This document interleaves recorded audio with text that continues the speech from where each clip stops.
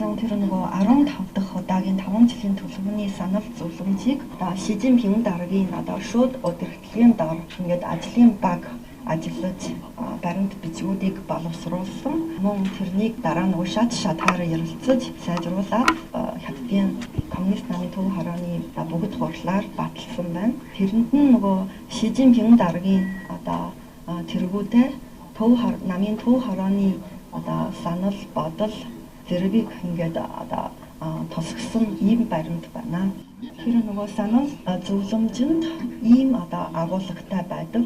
Үүний нэгдүгээрт тийм хөгжлийн нөхцөл бололцоог авч үзэж судалгаа хийсэн байна.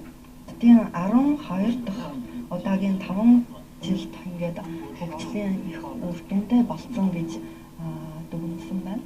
Та бүхэн мэдж байна. Энэ оны эцэс гэхэд манай хятад улсын 12 дахь удаагийн хөгжлийн төлөвлөгөө ингээд дуусах гэж байна. Ингээд дунджаар эдийн засгийн өсөлт 7.8%-аар өссөн байна. Мөн 2 дугаар эх 5 жил бол хятадын дундаж чинэлэг нийгмийг бүх талаар бүтээн байгуулсан байх.